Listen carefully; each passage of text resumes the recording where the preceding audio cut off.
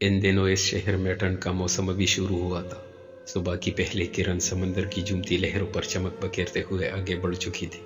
शहर के लोग दिन का आस करते हुए अपनी अपनी मंजिलों को रवां दवा नजर आ रहे थे। एक बहुत खूबसूरत लड़की पुलों के दरमियान में परियों जैसा लिबास पहने खेल रही थी, मानो कि उसे पर लग गए हो। आसपास पुल ही पुल थे और रूही उनके दरमियान गोल गोल घूम रही थी। वो अपनी बाहें फैलाए आसमान को तक रही थी। वो लड़की सफेद सिल्क सूट के साथ खुले बाल बखेरते हुए आगे बढ़ रही थी। रूही, सूबिया ने उसे जगाते हुए जोर से कहा। रूही, उठ जाना यार, दिन के 10 बज गए हैं। वो बिखरे बालों के साथ उठी। अभी तक उसका चेहरा ढका हुआ था। जूबिया की नज़र जब उस पे पड़ी तो दबे कदम उसके पास आई और घूरने लगी। हेलो रूही, ये तुम ही हो ना? उसने जूबिया को घूरते हुए अपने बालों को एक झलक में हटाया। वो सच में बहुत खूबसूरत थी। कहने को तो ख्वाब में ही परी लग रही थी, लेकिन असलियत में भी वो वाकई बहुत खूबसूरत थी। क्या यार जूबी, मैं इतना हसीन ख्वाब देख रही थी और तुमने मुझे जगा दिया। रूही ने सर में हाथ मलते हुए कहा। जूबी अपने कपड़े लेकर जा रही थी कि अब वो उसके पास आकर बैठ गई। देखो मैडम, अब जरा ना तुम अपने ख्वाबों की दुनिया से बाहर निकलकर इस हकीकी दुनिया को देखो। जूबिया ने उसके बाल कान के पीछे किए। ओ हेलो, मैं तुमसे बड़ी हूं ना, तो मुझे रूही दी बोला कर। रूही ने उसका कान पकड़ लिया। यार छोड़ो, मुझे दर्द हो रहा है। जूबिया उलझते हुए खड़ी हुई। और हाथों में बता दूं, 3 मिनट के फर्क से कोई बड़ा नहीं हो जाता, समझी? अच्छा जी, तू रुक जरा, अभी बताती हूँ। रूही बेड से उठती कि उससे पहले ही जूबिया वहां से भाग गई और रूही उसे पीछे से आवाजें देती रह गई। इस घर के बेटे जमान की बीवी तानिया किचन में नाश्ता बनाने में मगन थी। तानिया बहुत ताबेदार, नेक सीरत और खुश अखलाक इंसान थी। गार्डन में एक बुजुर्ग आदमी बैठा था जो कि इस घर का सरबराह था। वो वक्फे वक्फे से कावे सिप ले रहा था कि इतने में ही जूबिया ने उन्हें आकर नाश्ता करने का कहा। रूही अपने दबे दबे कदमों जूबिया के पास उसे डराने आ रही थी। जूबिया नाश्ते की मेज लगवाने में तानिया की मदद कर रही थी। रूही उसके पास पहुंच चुकी थी। रूही, तानिया ने पीछे से आवाज दी, क्या करने की कोशिश कर रही हो? वो भाभी, मैं न इस चूही को बता रही थी कि मैं इससे बड़ी हूँ और इज्जत से बात किया करे। रूही ने दांत दिखाकर कहा। तुमने चूही किसको बोला? हाँ। जूबी ने पास के सोफे से क्वेश्चन उठाकर मारना शुरू कर दिए। एक तो तुम दोनों की मुझे समझ नहीं आती। तानिया उकताई हुई टेबल के पास आ गई। जूबिया और रूही अभी तक इधर उधर भाग रही थी। ये घर देखने में बहुत हंसमुख था, लेकिन असलियत कुछ और थी। रूही, जूबिया आ जाओ, बस भी कर दो। सारा दिन बच्चों की तरह लड़ती रहती हो।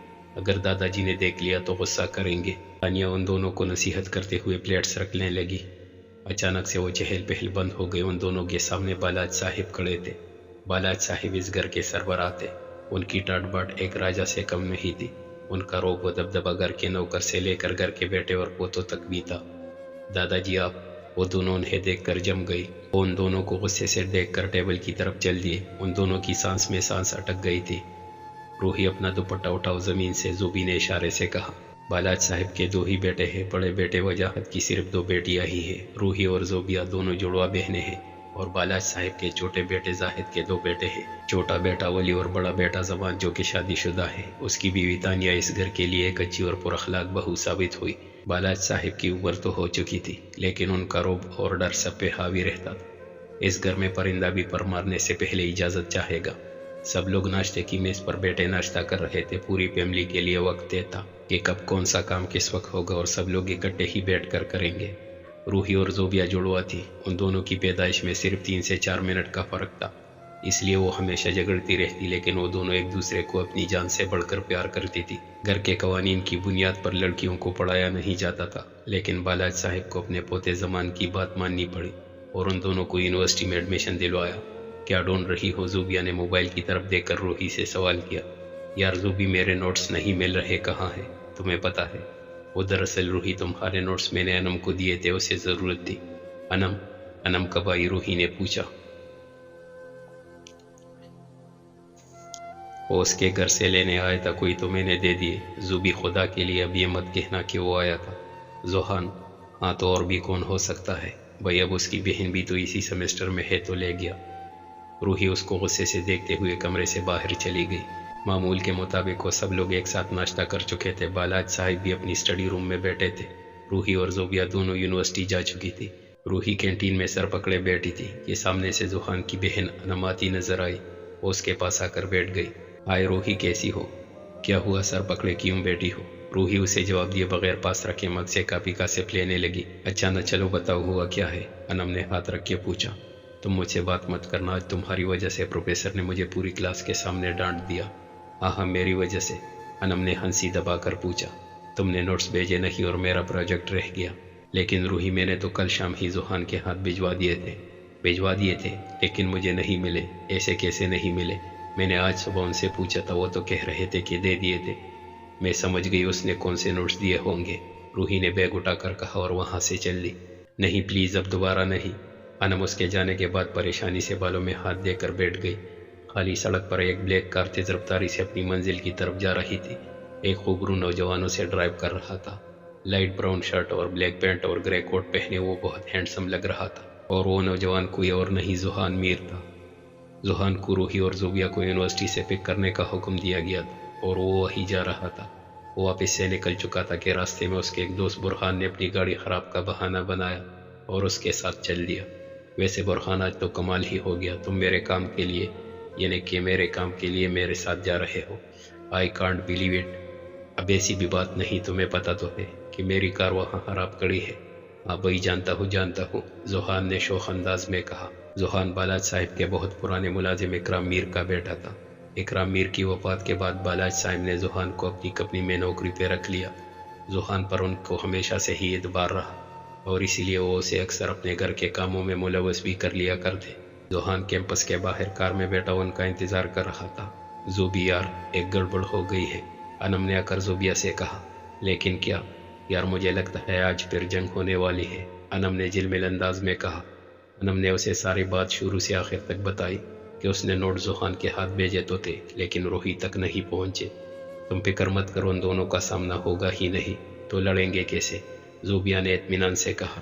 انم نے دانت دکھانے شروع کر دیے۔ تمہاری اطلاع کے لیے عرض کرتی چلوں، آج تم دونوں کو لینے کوئی اور نہیں زحان بھائی آئے ہیں۔ کیا؟ زوبیا کو زور کا جھٹکا لگا۔ تم پہلے نہیں بتا سکتی تھی؟ تو پھر ہم یہاں کیا کر رہے؟ جلدی چلو اس سے پہلے دیر ہو۔ روحی اپنا بیگ سنبھالے بے دھیانی سے باہر تک آئی اور آس پاس زوبیا کو ڈھونڈ رہی تھی کہ اسے سامنے زحان کی کار کڑی نظر آئی اور غور کرنے سے اسے بھی معلوم ہوا کہ یہ زحان ہی ہے۔ یہ یہاں کیا کر رہا ہے؟ اسے تو اب میں بتاتی ہوں۔ اس کی وجہ سے آج میری پوری کلاس کے سامنے جو انسلٹ ہوئی ہے نا، اسے حساب تو دینا ہی پڑے گا۔ روحی پورے روب اور غصے سے چلتی آ رہی تھی۔ وہ اب کار سے بس کچھ قدم دور تھی۔ اور نو لگتا ہے دیر ہو گئی، زوبیا نے روحی کو آگے بڑھتا دیکھ کر کہا۔ وہ دونوں تیزی سے چلتی آ رہی تھی کہ کب وہ روحی کو جا کر سنبھالے۔ روحی اب کار کے پاس کھڑی تھی اور شیشہ ناک کر کے اسے اشارے سے باہر بلا رہی تھی۔ وہ بھی ٹھنڈی آہ بھرے باہر آ گیا۔ واٹ؟ روحی، انم اور زوبیا نے اسے پیچھے کو کرنا چاہا۔ زحان بھائی کچھ نہیں ہوا، آپ بیٹھے۔ زوبیا نے معاملہ ٹھنڈا کرنا چاہا۔ چھوڑو مجھے، روحی نے خود کو الگ کیا اور زحان کو اپنی طرف دوبارہ متوجہ کرنا چاہا۔ تم مجھے جواب دے کر ہی یہاں سے جاؤ گے، سمجھے؟ جو کبھی نہیں ہوا وہ آج ہوا، جس کی وجہ صرف اور صرف تم ہو۔ میں ہوں؟ زحان نے غصے سے کار کا دروازہ بند کیا اور پیچھے کو مڑا۔ ہاں تم ہو، تمہاری وجہ سے آج میری اتنی انسلٹ ہوئی، پروفیسر نے سب کے سامنے میری سیوا کی۔ زحان اسے کوئی اور امپریشن دیے بغیر ہنسنے لگا۔ یہ ہنس رہا ہے، روحی نے زوبیا اور انم سے کہا۔ اب تم دیکھنا اس کا میں کرتی کیا ہوں۔ روحی اس کی طرف جھپکی لیکن زوبیا نے اسے پیچھے سے پکڑ لیا۔ زوبی چھوڑ دو مجھے، آج تو میں سے چھوڑوں گی نہیں، جب دیکھو مجھے تنگ کرتا رہتا ہے۔ بھائی آپ نے کل روحی کو نوٹس نہیں واپس کیے تھے کیا؟ یہ اسی وجہ سے غصے میں ہے، انم نے کہا۔ زحان ایک سوچ میں چلا گیا۔ دیکھا نا یہ آنکھیں چورا رہا ہے، اگر اس نے دیے ہوتے تو یہ ایسے نہیں کرتا۔ روحی نے کہا۔ او میڈم، میں کبھی جھوٹ نہیں بولتا اور میں نے تمہارے نوٹس کل خود تمہارے گھر پہنچائے تھے، زحان نے اس کے پاس آ کر کہا۔ تم ذرا پیچھے ہٹو، روحی نے زوبیا کو پیچھے کو دھکا دیا اور وہ لڑکھڑاتی گئی، لیکن اس کے گرنے سے پہلے ہی برہان نے اسے سنبھال لیا تھا۔ اصلیت تو یہی تھی کہ برہان وہاں زوبیا کے لیے ہی آیا تھا۔ زوبیا کو اس نے پہلی بار ایک مال میں زحان اور انم کے ساتھ دیکھا تھا۔ وہ لوگ تب مال میں شاپنگ کرنے میں مگن تھے۔ زحان اور برہان چونکہ اچھے دوست تھے، اس لیے برہان کے لیے زوبیا سے دوبارہ ملنا مشکل نہیں تھا۔ وہ ابھی تک اسی حالت میں کھڑی تھی۔ روحی نے جب اسے دیکھا تو فوراً اس کے پاس آ کر اسے خود سنبھالا۔ روحی کی جان اپنی بہن میں بستی تھی، وہ اسے ذرا سی تکلیف نہیں دے سکتی تھی۔ روحی نے زوبیا کو اپنے سہارے کار میں بٹھایا اور اس معاملے کو وہی چھوڑ کر خود بھی بیٹھ گئی۔ زحان، انم اور برہان باہر کھڑے دیکھ رہے تھے برہان نے اب اس سے خود چلے جانے کی اجازت مانگی اور چلا گیا۔ انم بھی گاڑی میں بیٹھ گئی اور ذوحان نے روحی کو ایک نظر شیشے سے دیکھا اور کار ڈرائیو کرنا شروع کی۔ گھر آنے کے بعد روحی اپنی بہن کو سنبھالے کمرے تک لے آئی تھی۔ حال میں اس وقت کوئی نہیں تھا تو وہ چپ چاپ اسے کمرے میں چھوڑ آئی۔ رات کے کھانے کا وقت تھا اور وہ سب ڈائننگ پہ تھے اور بالاج صاحب سب رات کو دیکھ رہے تھے، لیکن زوبیہ انہیں نظر نہیں آئی تو انہوں نے روحی سے کہا کہ وہ اسے بلا لائے۔ روحی سوچ رہی تھی کہ کیا بہانہ کرے کیونکہ زوبیہ کے پاؤں میں موچ آئی تھی۔ دادا جی وہ گھبرا رہی تھی۔ دادا جی دراصل آج یونیورسٹی میں بہت کام تھا تو وہ تک گئی تھی، میں نے اسے سلا دیا ہے۔ بالاج صاحب نے ایک نظر سب کی طرف دیکھا۔ تم سب جانتے ہو کہ اس گھر کا قانون ہے کہ سب ایک ساتھ بیٹھ کر ہی کھانا کھاتے ہیں، جاؤ اور اسے بھی بلا کر لاؤ۔ روحی اپنے دادا سے بہت ڈرتی تھی لیکن وہ ان کی عزت اس سے بھی بڑھ کر کرتی تھی اور وہ اٹھ کر زوبیہ کو لینے چل دی۔ رکو، بالاج صاحب نے اسے آواز دی اور وہ سہم کر پیچھے مڑی۔ کوئی بات نہیں، اسے آرام کرنے دو، تم آؤ اور کھانا کھا لو۔ روحی کی سانس اب تھوڑی بحال ہوئی۔ بالاج صاحب کھانا کھاتے ہوئے سب کی طرف دیکھ رہے تھے اور موقع پر انہوں نے بات چھیڑی۔ وجاہت، کل کچھ مہمان آ رہے ہیں گھر پہ تو تم مجھ سے بعد میں بات کرنا۔ لیکن ابا جی کون آ رہا ہے؟ وجاہت نے پوچھا۔ روحی کو دیکھنے کے لیے کچھ مہمان آ رہے ہیں، بالاج صاحب نے بتایا۔ روحی کے ہلکا نوالا اٹک گیا اور وہ دادا جی کی طرف دیکھنے لگی۔ دیکھو وجاہت، ہمارے ہاں لڑکیوں کی شادی ان کے بالغ ہونے سے بھی پہلے کر دی جاتی ہے، لیکن تمہاری ضد کی وجہ سے میں نے تمہاری بیٹیوں کو آگے پڑھنے دیا، اور تم فکر مت کرو، وہ لوگ ہمارے بہت پرانے عزیز ہیں، میرے بچپن کے دوست کا اکلوتا پوتا شاہ نواز۔ لڑکا اچھا ہے اور روحی بھی جانتی ہے تو ہمیں ایک بار سوچنا ضرور چاہیے۔ لیکن ابا جی، بس میں نے کہا نا۔ بالاج صاحب اٹھ کر چلے گئے۔ روحی نے ایک نظر معصومیت سے سب کی طرف دیکھا اور غصے سے چلی گئی۔ روحی رات کے دیر پہر کمرے کے باہر چکر لگا رہی تھی کہ اب دادا جی نے یہ کیسا فیصلہ لے لیا ہے جو اس کی مرضی کے خلاف ہے۔ ادھر سے تانیہ چلی آ رہی تھی اور اس نے آتے ہی روحی کے ہاتھ میں وہ نوٹس دے دیے جس کی وجہ سے اس نے اتنا تماشا کیا تھا۔ روحی، یہ نوٹس کل شام ذوحان دینے آیا تھا، میں تمہیں دینا بھول گئی تھی، لو۔ روحی نے حیرانی سے اس کے ہاتھ سے وہ پکڑے اور کچھ بول نہ پائی۔ تانیہ کے وہاں جانے کے بعد وہ دن کے واقعے پر غور کرنے لگی اور اپنے آپ کو کوسنے لگی۔ کیا فائدہ روحی، زوبیہ نے دروازے میں کڑی کہا، اب تمہاری غلطی ہے تو اس سے معافی مانگنا تمہارا فرض ہے۔ معافی مانگوں گی، اور میں، اور وہ بھی ذوحان سے؟ It's impossible. وہ کمرے میں آ کر بستر سیٹ کر رہی تھی اور زوبیہ اس سے مسلسل سوال کر رہی تھی۔ زوبی پلیز مجھے آرام کرنے دو اور تم بھی سو جاؤ۔ بالکل نہیں، زوبیہ نے اسے زور سے پکڑا، اور گاڈ سیک، میں پہلے ہی دادا جی کے اس فیصلے پہ پریشان ہوں اور تم مجھے مزید تنگ کر رہی ہو۔ ہاں پتہ چلا مجھے، زوبیہ نے کہا۔ تو پھر کیا سوچا تم نے؟ میں مرنا پسند کروں گی لیکن اس شاہ نواز سے شادی کبھی نہیں کروں گی۔ تو کیا تم دادا جی کے خلاف جاؤ گی؟ زوبیہ نے سوال کیا۔ روحی اسے جواب دیے بغیر اپنی سائیڈ لے کر لیٹ گئی۔ کمرے کے اندھیرے میں روحی بند آنکھوں سے سوچ میں گم تھی۔ میں اس شاہ نواز سے شادی کبھی نہیں کروں گی، لیکن اگر دادا جی، اس نے دوبارہ سائیڈ بدلی، کیا مجھے ذوحان سے معافی مانگ لینی چاہیے؟ بھلا میں کیوں معافی مانگوں؟ نہیں روحی، غلطی تیری ہے تو معافی بھی تو ہی مانگے گی۔ روحی خود سے ہی بات کرتے جواب بھی نکال رہی تھی۔ نہیں بالکل بھی نہیں، میں نے معافی مانگی تو وہ شوخا بن جائے گا اور مجھے سنائے گا ہمیں نہیں معافی مانگ سکتے۔ بالکل یہی ٹھیک ہے، ہاں یہی ٹھیک ہے۔ وہ خود سے باتیں کرتے کرتے ہی سونے کی کوشش میں تھی۔ روحی کی سوچنے کی عادت نے اسے رات جگانے کی ٹان لی تھی، لیکن وہ بھی کم نہ تھی، وہ پھر بھی بے کر سو گئی۔ صبح ہو چکی تھی اور معمول کے مطابق سب اپنے اپنے کام میں لگے ہوئے تھے۔ زوبیہ اور روحی بھی اپنی یونیورسٹی کے لیے جانے کو تیار تھی۔ وہ دونوں کار تک ہی پہنچی تھی کہ پیچھے سے مریم بیگم ان کی ماں نے آواز دی، روحی تم آج یونیورسٹی نہیں جاؤ گی؟ تمہیں کل رات کیا کہا تھا ابا جی نے؟ امی میں جانتی ہوں لیکن میں آف نہیں لے سکتی، بٹ آئی پرومس یو میں جلدی واپس آ جاؤں گی۔ اس سے پہلے کہ مریم بیگم کچھ اور کہتی، وہ بائے کہہ کر نکل گئی۔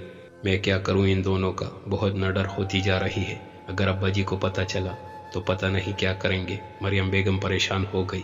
وہ اندر داخل ہوئی تو بالاج صاحب لاؤنج میں رکھی کرسی پر بیٹھے اخبار پڑھنے میں مگن تھے۔ روحی، انم اور زوبیہ کینٹین میں بیٹھی تھی۔ جب زوبیہ نے انم کو ساری حقیقت بتا دی کہ نوٹس کا مسئلہ کچھ یوں ہوا، روحی کی عقل ابھی تک کہیں جانے کا نام ہی نہیں لے رہی تھی۔ وہ دونوں سے مسلسل گور رہی تھی۔ روحی، غلطی تمہاری ہے تو معافی بھی تم ہی مانگو گی، اس میں اتنا سوچنے کی کیا ضرورت ہے؟ زوبیہ نے آنکھ پھیرتے ہوئے کہا۔ روحی نے ان کے بولنے پر ایک امپریشن دیا، شاید تم دونوں بول رہی ہو کہ میں روحی ہوں اور روحی غیرے سے معافی نہیں مانگتی۔ روحی نے اکڑ کر کہا، میرا غیرہ؟ روحی، خدا کو مان یار، ہم لوگ ایک دوسرے کو بچپن سے جانتے ہیں۔ زوبیہ نے کہا، شاید تم بول رہی ہو کہ اکرام انکل دادا جی کے بہت قریب تھے اور اس لحاظ سے ذوحان بھی وہی حیثیت رکھتا ہے۔ جو بھی ہو مجھے کیا، میری نظر میں وہ صرف ذوحان میر ہی ہے اور کچھ نہیں۔ روحی نے لہجہ بدلا اور وہاں سے اٹھ گئی۔ اب تم کہاں چلی؟ انم نے پوچھا۔ ہینگ آؤٹ کرنے، روحی نے مسکرا کر کہا۔ وہ دونوں سے زیادہ دیکھ کر ایک دوسرے کو دیکھ رہی تھی اور دوسرے لمحے وہ بھی روحی کے پیچھے اسے آواز لگاتے ہوئے چلی گئی۔ میں نے اس لڑکی سے کہا بھی تھا کہ آج چھٹی کر لیں، اگر ابا جی کو ذرا بھی بینک لگ گئی کہ زوبیا اکیلی نہیں بلکہ روحی بھی گئی ہے تو پتہ نہیں وہ کیا کریں۔ مریم بیگم نے پسینہ صاف کیا۔ تائی جان کیا ہوا، سب ٹھیک تو ہے نا؟ تانیہ نے پوچھا۔